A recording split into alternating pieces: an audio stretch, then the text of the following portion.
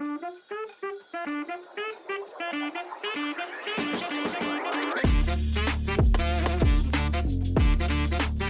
today's episode, co-hosts Fredds Burger and Meatblack dive into the devastating intersection of climate disasters and the ongoing housing crisis.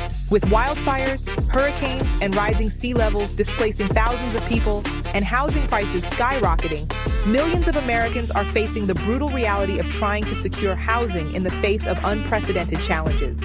Fredds and Meatblack explore the causes, impacts, and potential solutions, while detailing how these crises are affecting everyday people. Okay, so are you ready to dive into something pretty intense? We're talking climate disasters and the housing crisis colliding. Yeah, Upprichtorn. Yeah, it's like Maui homes turning to ash neighborhoods underwater in Louisiana. Right, and it's everywhere. Everywhere, exactly. So buckle up, because we're going deep on this with an episode of Crisis Mode. They really get into this whole mess. Yeah, you know that term double punch they use? Yeah. That really hit me. It's not just the disasters themselves, right? It's that they're hitting places already struggling with insane housing costs. Like, imagine barely making rent, and then bam, wildfire, flood wipes you out. It's like getting pile-drived financially, I mean. The podcast had this example: a family in California, already paycheck to paycheck, and then a wildfire rips through their town. Gone. Everything.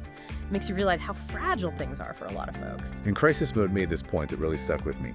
These disasters, they're getting worse. Yeah. More often. Not some far-off threat anymore. This is it. It's happening now. They had a stat by 2050. Almost 70% of Americans will be living in areas vulnerable to climate disasters. It's 70%. That's most people. Okay. Okay, so more disasters hitting harder, and they're hitting areas where people are already struggling. How does this even play out in the housing market as a whole, though? So when you've got homes destroyed, rebuilding costs go through the roof. Insurance companies start panicking. Makes sense. It's this domino effect.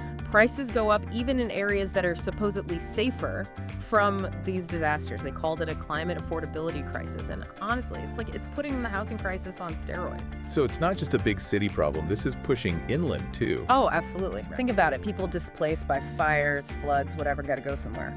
So they move inland, which puts pressure on those housing markets, too. Right. And then throw in corporate landlords buying up everything in sight. It's like a recipe for disaster. First-time buyers don't stand a chance no matter where they look.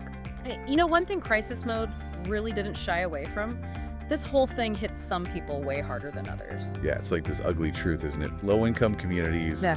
people of color, they're the ones really getting hammered by this whole disaster housing mess. Right. The podcast talked about how these communities often end up in areas that are more vulnerable to climate hazards in the first place. Because that's where they can afford to live. Exactly. Like, it's a setup almost. They told this story about a community in New Orleans East. After Hurricane Ida, people were trying to rebuild, right?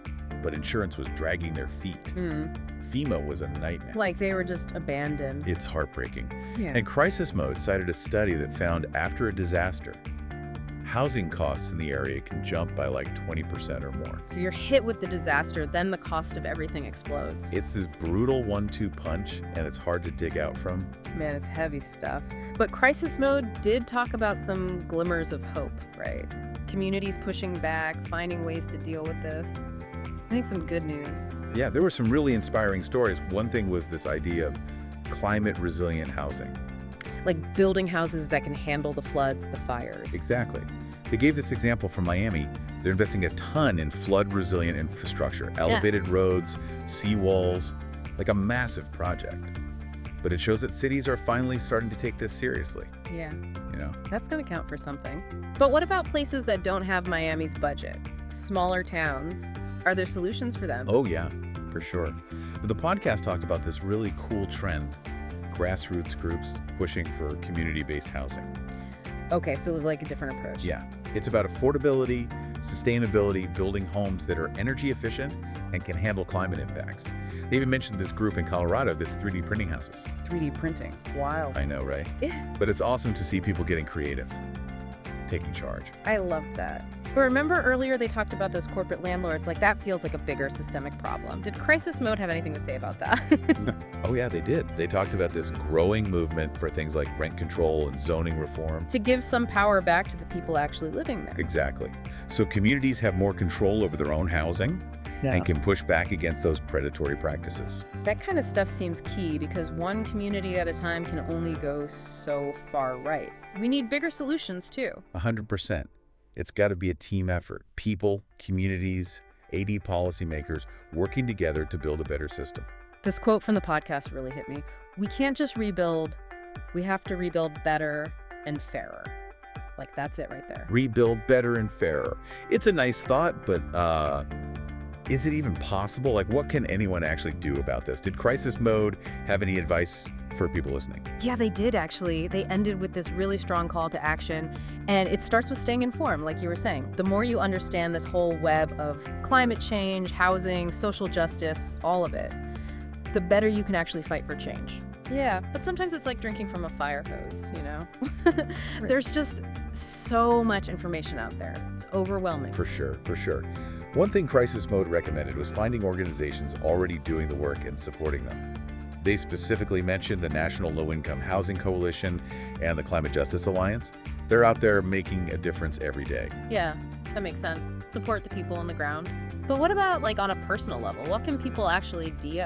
They were big on contacting your representatives, both local and national, like actually demanding action on climate change and affordable housing. Even a quick email or a phone call, it adds up. Yeah. Yeah.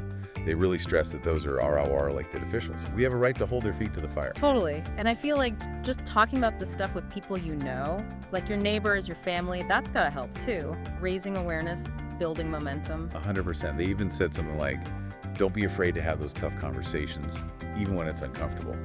Because change doesn't happen when everyone's silent, right?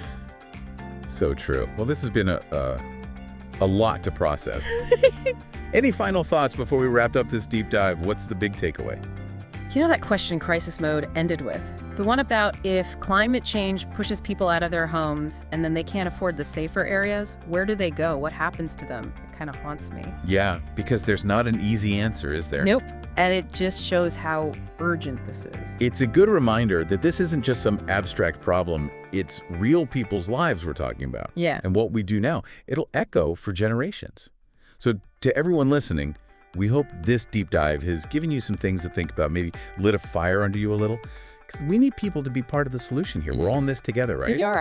Thank you once again for listening. If you enjoyed this chat, share it with your friends, subscribe to the channel, and activate the notification bell because we'll be back at any moment.